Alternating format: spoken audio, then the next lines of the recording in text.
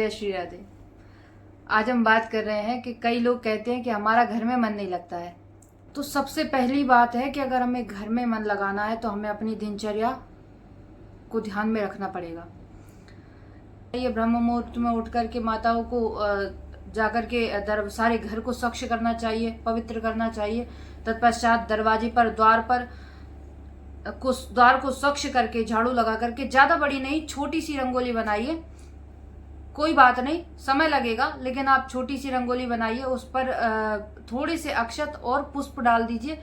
इससे होता क्या है कि देखिए, कई ग्रंथों में बताया गया है कि माँ भगवती लक्ष्मी प्रतिदिन ब्रह्म मुहूर्त में भ्रमण करने के लिए निकलती है कि कौन जाग रहा है, कौन सो रहा है, मैं किसके घर पे अपने चरण डालूं।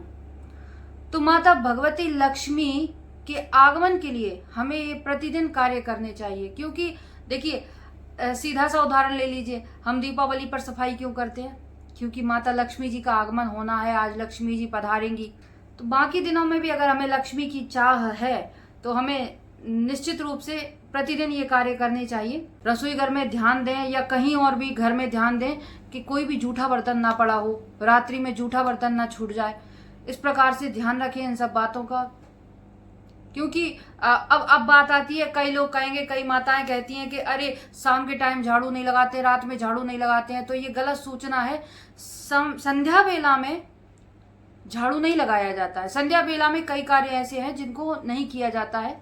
संध्या बेला में केवल भगवान का भजन किया जाता है। लेकिन संध्या बेला के बाद रात्रि में जब आप भोजन करते हैं तो घर में जूठन फैल गई है, उस जूठन को साफ करना ही चाहिए। क्यों? अगर घर में दोनों दंपति हैं तो आपस में मिलजुल करके कार्य कर सकते हैं। जैसे कि माताएं अगर झाड़ू पोछा कर रही हैं तो भाई लोग ठाकुर जी की सेवा हो गई, बच्चों को स्कूल के लिए, विद्यालय के लिए तैयार करना, बाकी सारे कार्य ऐसे कर सकते हैं। परंतु ऐसा नहीं होना चाहिए कि जो कार्य नहीं है वो कार्य आप करवाने लग जाएं अपने पतिदेव से, कि झाड़ू पोंछा लगाते हुए कई स्थानों पर पाए जाते हैं। परंतु ऐसा कदापि न करें, क्योंकि ये मर्यादा के विरुद्ध है। आपके अगर पति हैं तो उनको आप ऐसा कार्य सौंपे जिसमें आपकी भी मर्यादा रहे, आपका भी सम्मान रहे। अगर आप घर की रानी बन करके रहना चाहती हैं तो आपको अपने पति को राजा बना करके ही रखना पड़ेगा।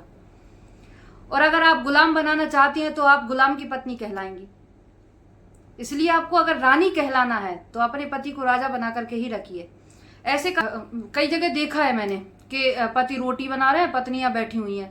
तो ऐसा भी नहीं होना चाहिए। हाँ, महीने के कुछ दिन ऐसे आते हैं जिसके अंदर में अगर आप दोनों दंपति हैं तो आप मिलकर आप वो पतिदेव रसोई का कार्य संभालें।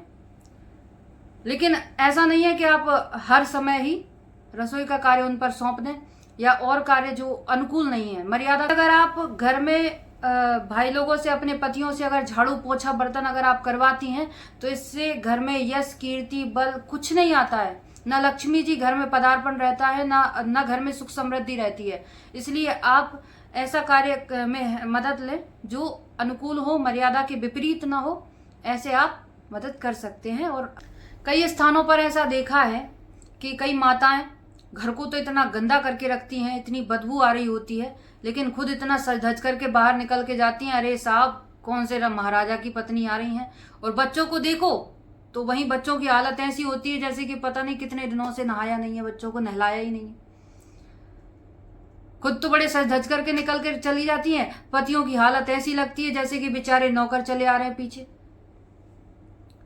तो हमें बैलेंस बना करके चलना है। कई जगह ऐसी माताएं होती हैं, घर को तो बहुत सुंदर रखती हैं, लेकिन अगर कहीं पर खुद जाती हैं तो ऐसे जाती है जैसे कि बीमार दुखी हो, न जाने कितने दिनों से बीमार पड़ी हैं।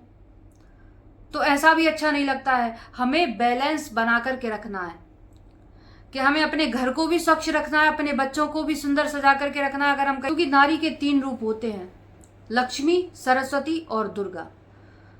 परिवार को संपन्न बनाने के लिए नारी को लक्ष्मी का रूप भी धारण करना चाहिए। कई जगह मैंने माताओं को देखा है, रसोई घर में डब्बों में चाय पत्ती, चीनी, इन सब डब्बों में पैसे छुपा करके रखती हैं। क्यों? वो अपने लिए नहीं छुपा करके रखती हैं, वो आपके लिए, अपने बच्चों के लिए, विपत्ति के समय में वो पैसा काम आ सके, इसीलिए वो पैसा छुपा करके रखती हैं। वो अपने लिए कहाँ लेकर के जाएंगी? वो कोई अलग से घर थोड़ी बसाएंगी। इसलिए कई माताओं को मैंने देखा है वो लक्ष्मी बन करके इस प्रकार से घर को चलाने के लिए गृहिणी के रूप में, लक्ष्मी के रूप में घर का पालन पोषण करती हैं। दूसरी बात आती है सरस्वती। तो सरस्वती की आवश्यकता कहाँ पर है, किस प्रकार से है। जैसे कि अगर आप कोई कार्य कर रहे हैं तो आप अपनी पत्नी से सलाह करके आप सलाह करके कोई कार्य कर सकते हैं। क्योंकि अगर आप कोई कार्य कर रहे हैं, जरूरी नहीं है कि आप वो कार्य सही में अच्छा ही कर रहे हो, लेकिन अगर आप चर्चा करेंगे, विचार करेंगे, तो हो सकता है आपकी घर में जो गृहिणी है वो आपको सही सलाह दे सके। क्योंकि ना ग्रहम ग्रहम इत्यायु गृहिणी ग्रहम उच्यते। घर को घर नहीं कहते हैं। आपने एक मकान बना दिया, लेकिन उस मकान को, उस चार दीवारी को घर तो एक गृहिणी ही बना सकती है। तीसरी बात आती है दुर्गा की। क्योंकि आपको ध्यान रखना पड़ेगा आपके बच्चे कहीं कोई गलत संगत में ना पड़ जाएं, कोई गलत खान पान में ना पड़ जाएं, कहीं कोई गलत कार्य न करने लग जाए। जैसे कि अगर पति दारू पी करके आएगा, शराब पी करके आएगा, जुआ खेलेगा, तो उस जगह पर, उस स्थान पर पत्नी को दुर्गा का रूप धारण करना आवश्यक हो जाता है। कि आपको अगर अपने पति को सही मार्ग पर लाना है, उनको सदमार्ग पर लाना है, तो दुर्गा का रूप धारण कर लीजिए। क्योंकि पत्नी वही होती है जो परमात्मा से पति को जोड़ दे। पत्नी वो नहीं होती कि आपका पति दारू पी करके आ रहा है, शराब पी करके आ रहा है, जुआ खेल रहा है और उसमें आप उसका सहयोग कर रहे हैं, आप कुछ नहीं बोल रहे हैं, तो ऐसी पत्नी पतन की ओर ले जाती है। आपको धर्म पत्नी बनना है, पत्नी नहीं। और वीडियो को आप ज्यादा से ज्यादा शेयर करें, लाइक करें, कमेंट में राधे राधे लिखें। श्री राधे।